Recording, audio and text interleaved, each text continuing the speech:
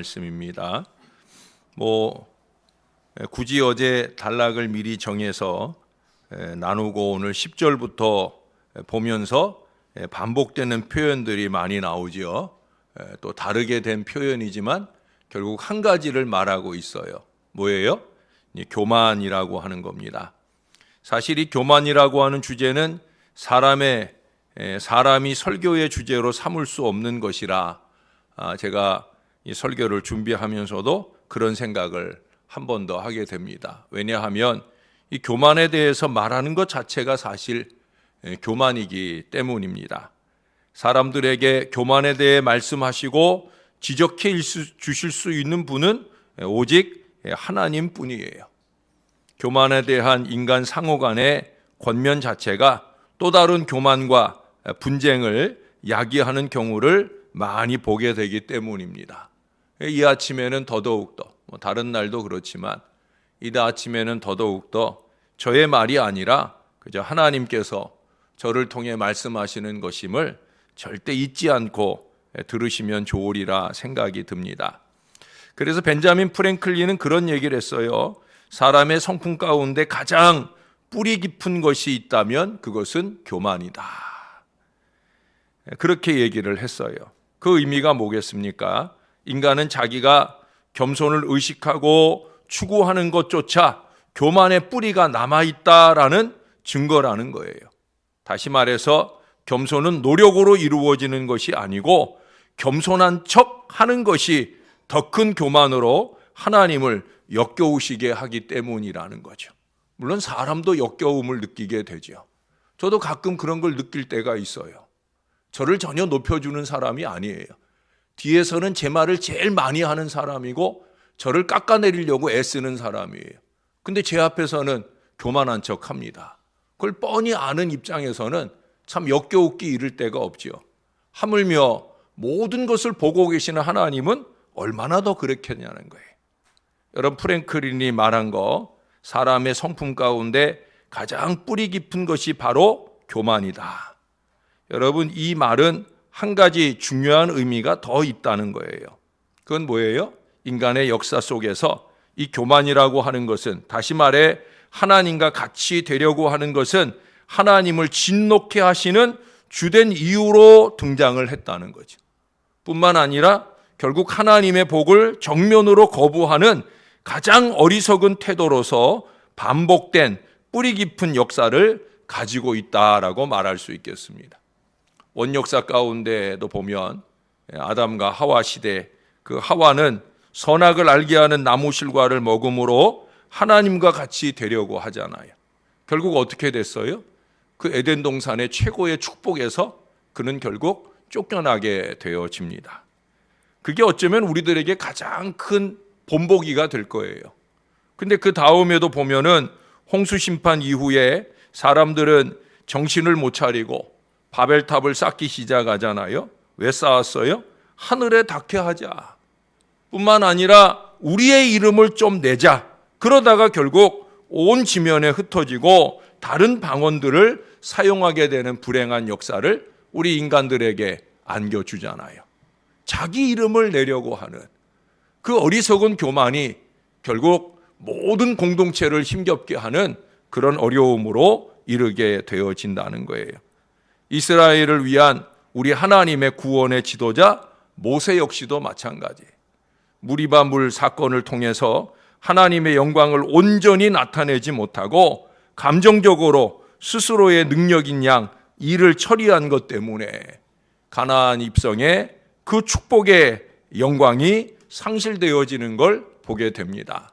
부족한 종 같은 영적 지도자들에게 좋은 도전과 귀감이 되는 일이라 생각이 되어집니다.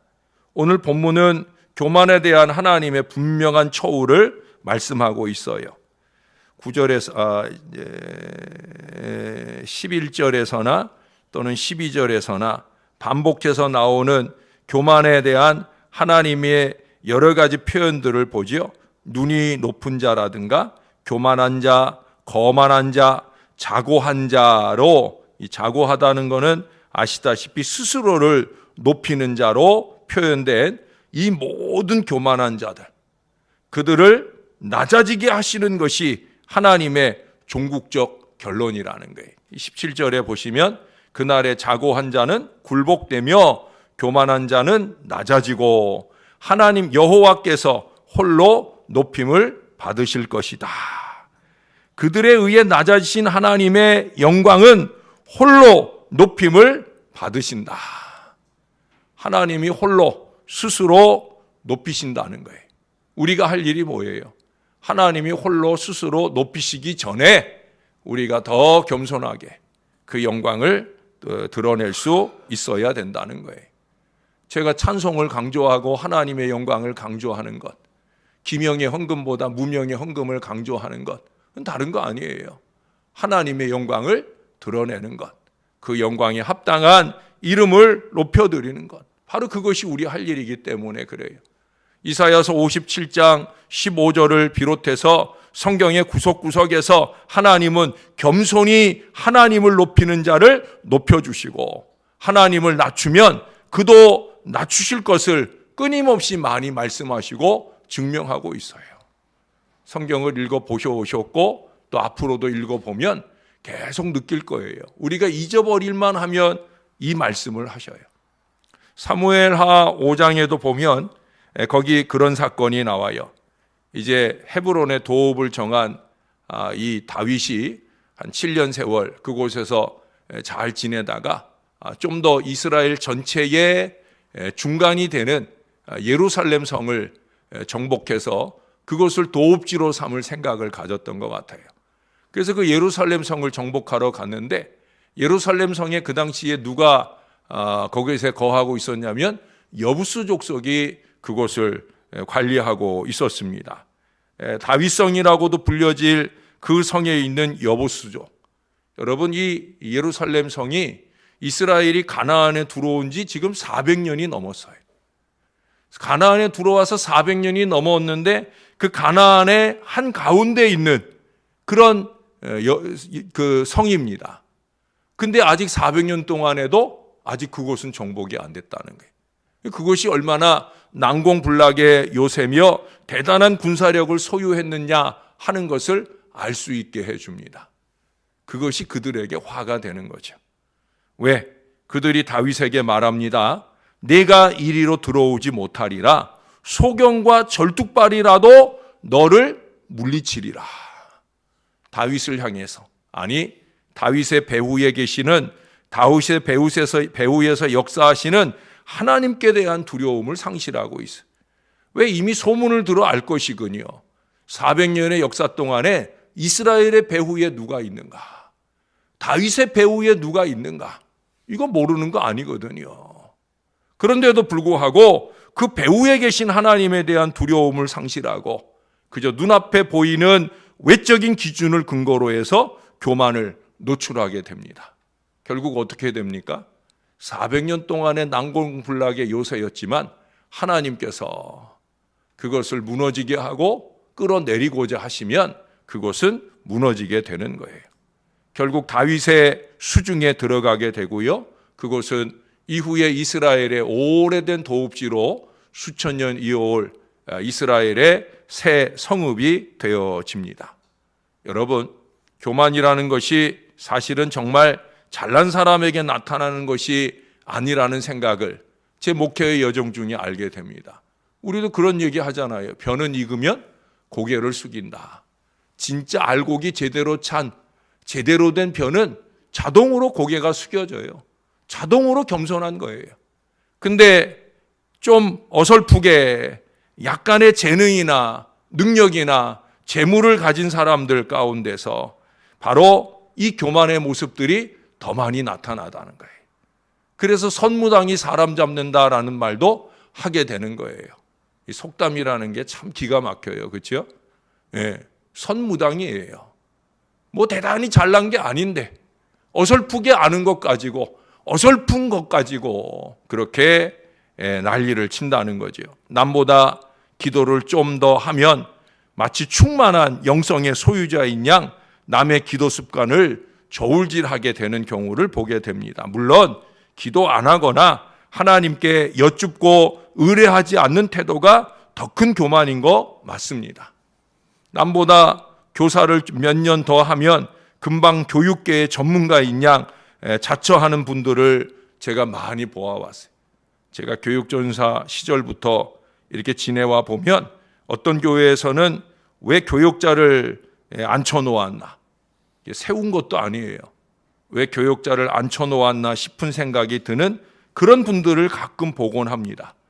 자기에 대한 남들의 평가는 눈뜬 장님인 채로 전문가적인 입장을 주장하는 어리석음을 범하게 되어진다는 게, 물론 교사로서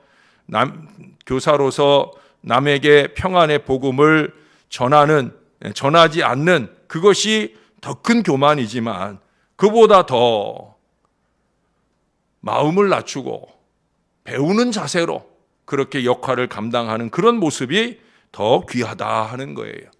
교사는 설교를 적다 보니까 예를 들기 위한 거고요.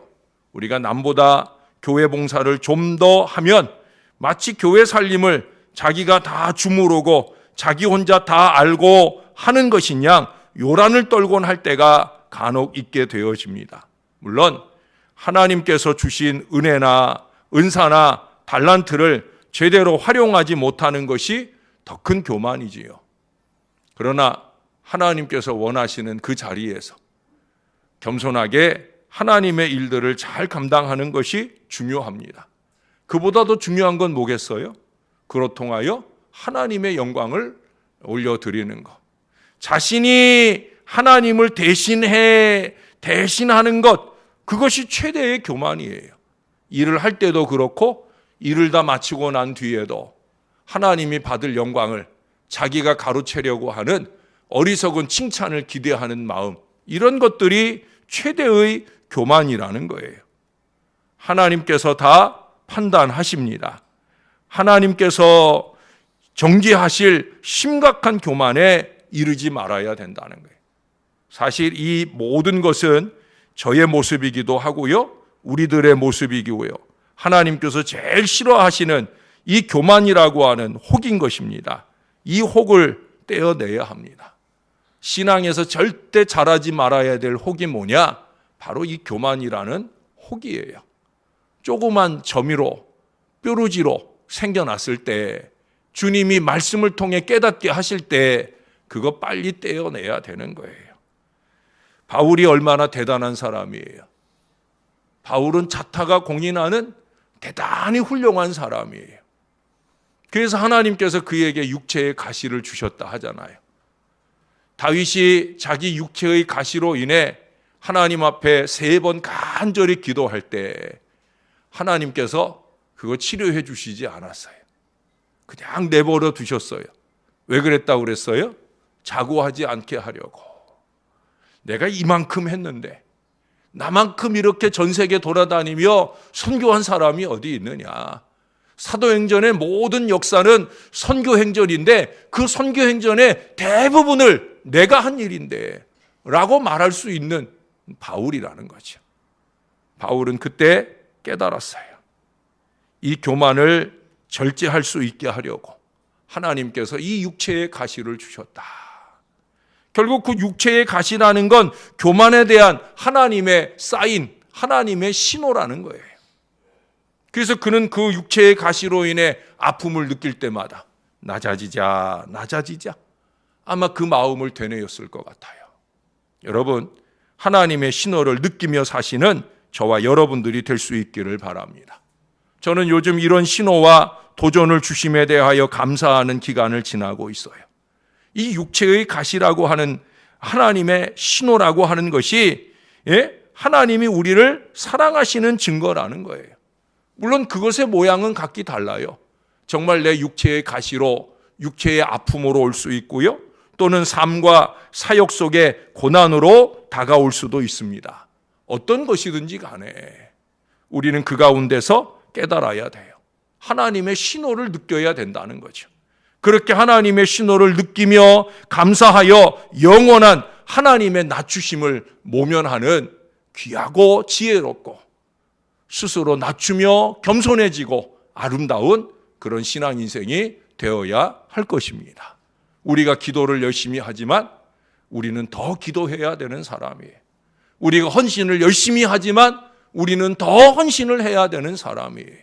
무엇보다 우리는 그 모든 영적인 신앙생활을 통해 우리 하나님께만 영광 올려드려야 되는 사람이다. 여러분, 제가 선포한 모든 말씀들 중에서 특별히 이 사실을 늘 잊지 마십시다. 저나 여러분들이 이 겸손한 마음으로 우리 하나님께만 영광을 올려드리는, 그렇게 하나님만 홀로 영광을 받으시는 거룩한 제단 신월제일교회가 될 수 있기를 우리의 구주 되시는 예수님의 이름으로 간절히 축원합니다. 기도하겠습니다. 아버지 하나님, 어렵고 힘든 때를 살아갑니다. 그래서 조금이라도 나은 인생이 쉬없이 교만한 어리석음을 드러내려 할 때가 많은 시대를 살아갑니다. 정말 신앙생활 잘하는 사람은 정말 교만하지 않습니다. 정말 말씀 앞에 겸손한 신앙의 역사를 이어가는 사람은 함부로 말하지도 않을 것입니다. 참 좋으신 아버지 하나님, 우리 안에 있는 이 교만의 뿌리들을 주님이 우리에게 주시는 육체의 가시 하나님의 신호를 통해 잘 깨달을 수 있도록 도와 주시옵소서. 수요일 저녁에도 우리가 들은 말씀처럼 그렇게 우리가 우리에게 주신 장대, 이 하나님의 말씀을 기준으로 하여 우리가 찾아가야 할 겸손한 자리를 찾아가게 하여 주옵소서. 사람들을 역겹게 하고 무엇보다 하늘 하나님을 역겹게 하는 어리석은 교만의 일들을 벗어 던지고 더 겸손히, 더 낮아져서 그렇게 주의 뜻을 이루어가는 신실한 하나님의 자녀들 되어지게 은혜를 베풀어 주시옵소서. 하나님이 왕이십니다. 하나님이 다 하시는 일입니다. 하나님께서 모든 영광을 받으셔야 됩니다. 언제나 이것을 잊지 말게 도와주시고 그 하나님 앞에 영광 올려드리기 위하여 더 겸손히 낮아져 나의 할 일을 스스로 잘 할 수 있는 겸손한 신앙 백성 다 되도록 은혜를 베풀어 주시옵소서. 추운 날씨 중에 오늘도 기도의 자리를 지켜내며 하나님께 영광 올려드리고자 하는 이 신실한 주의 백성들을 꼭 기억해 주시고 저들의 기도의 여정이 겸손한 신앙의 여정이 되어 하나님 예비하신 복을 마음껏 받으며 누리도록 역사하여 주시옵소서. 오늘도 우리의 예배를 통해 홀로 영광을 받으실 우리의 구주가 되시는 예수님의 이름으로 기도합니다. 아멘.